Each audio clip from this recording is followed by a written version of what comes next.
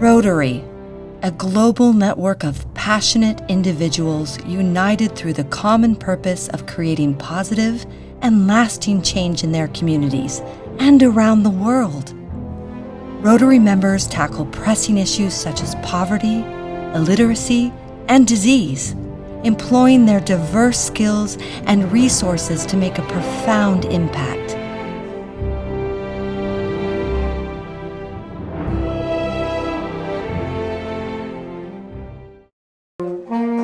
Hey, ladies and gentlemen, before you start tuning, let's do the warm-up and then we'll tune, okay? So B flat blues is up. 1, 2, 1, 2, 3, 4.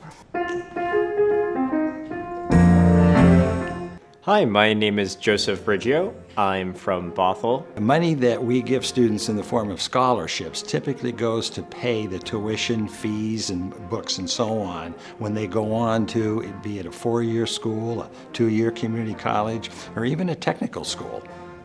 I felt ecstatic. I was not expecting it at all.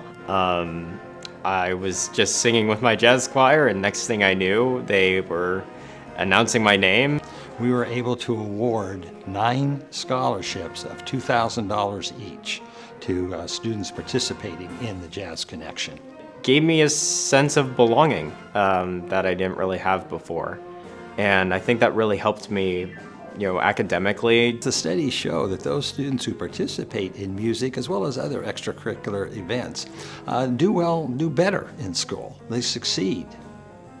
Overall, I feel really happy that I got the opportunity to perform. In bringing a lot of pieces together on one day in 3 different locations and having it be very successful.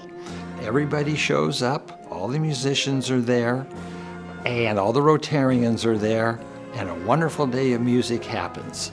I think the Edmonds Daybreakers and the Jazz Connection was a phenomenal opportunity. They've been giving a lot to a lot of different people, including myself. And without that scholarship, I would be in a rougher place with trying to afford college.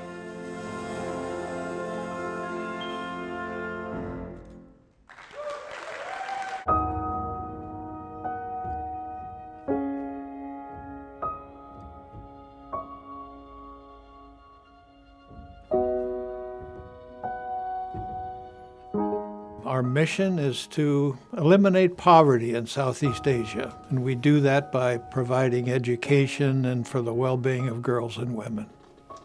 These are bamboo huts out in the jungle with many cases, virtually all cases, no running water, many cases no electricity.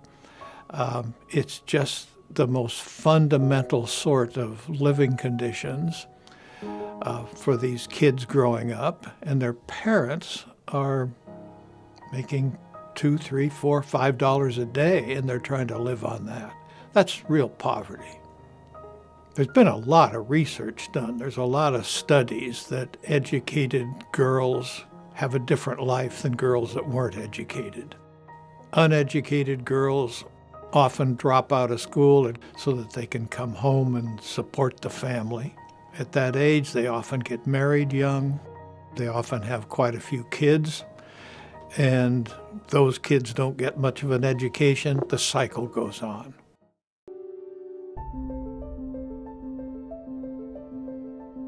For $50, we can provide a locally produced backpack, 2 locally produced school uniforms, tops and bottoms, along with a nice supply of pencils and a notebook and maybe some colored pencils. We can put all of that in a backpack and send the kids off to school for the year. So I was at this remote primary school in a village in Cambodia, and we had funded bicycles for 20 girls. So I was taking a couple of photographs of bicycles that we'd passed out. One of the girls, and there was a girl smiling that just gotten a bicycle, so I wanted to go take her picture. I did, and her mom was with her. Her mom was crying. The tears were running down the mom's cheeks because her girl got a bicycle. Now her daughter can safely go from the village a farther distance to get to secondary school.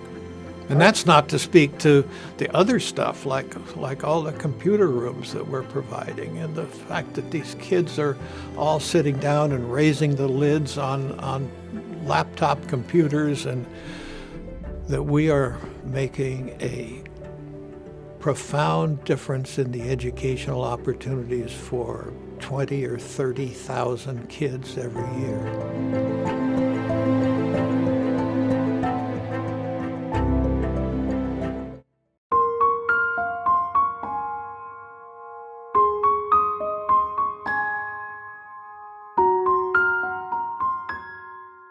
When I was 9 years old, a friend of mine and me were camping on the side of their family's yard.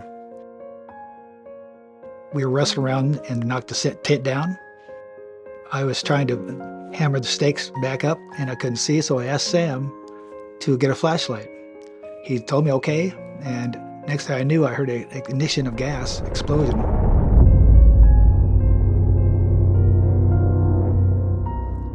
As I ran around the side of the tent, Sam was completely engulfed in flames. I started running towards him, and next thing I knew, I heard I see the explosion of gas.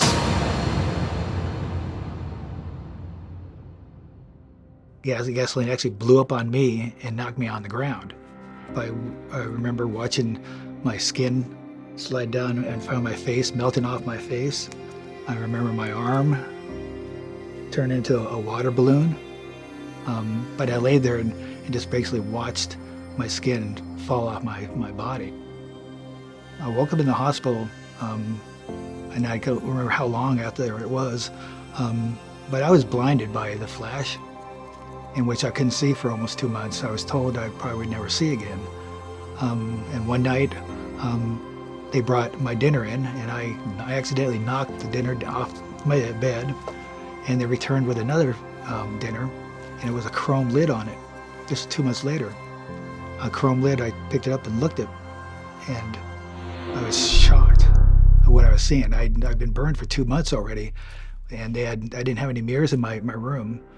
But yeah, first thing I thought was I was a monster, and I was so horrible looking that I just didn't even want to even be alive. I just wanted this to end. That was a nightmare, and I kept asking my parents, when am I going to wake up from this nightmare? And they just cried with me. When I first went back to school, obviously I was really bullied, laughed at, kids called me names. When I was burned in 1967, until I stopped having surgeries in 1971, there was nothing. There was no support groups, no camps, no nothing. So I was basically, it kind of made you feel alone.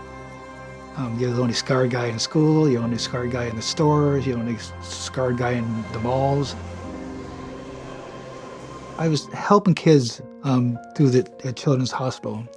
I was traveling there almost on a monthly basis for the last 15, 20 years after I was become an adult, because I realized that if someone doesn't come to these kids' lives, that their lives won't change. So in 1989, I found out that 280,000 children were burned in America. I looked into starting a burn foundation, and I called it Burn Children Recovery Foundation, with the goal to try to help as many of them 280,000 children as possible each year. We targeted most of the kids that are facially burned, exposed, burned areas, burns, hands, stuff like this. Some of the kids that just have to, when they're out there, they'll have to deal with it. But schools are like a capsule of possible abuse on a day-to-day basis, and that's what we try to do with the Burn Foundation is help them through their struggles. We have a 1-800 burn support line, so when they get home from school, they can call, and we can talk them down from the experience they face today, and hopefully do a little better the next day. So, but we're just not a camp. Camp is just one of our programs. The most important thing we do for our foundation is we provide money for parents who travel to the hospitals for these surgeries. We have parents sleeping in their cars, living on ice chests. So we provide transportation, lodging, meals, to make sure that child gets them surgeries.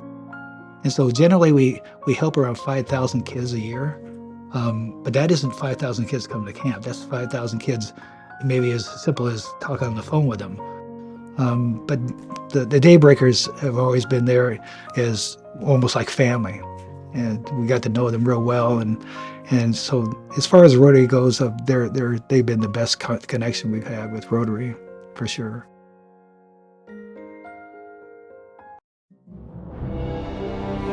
Rotary's mission is to bring together dedicated individuals from all walks of life, united in their commitment to making a difference.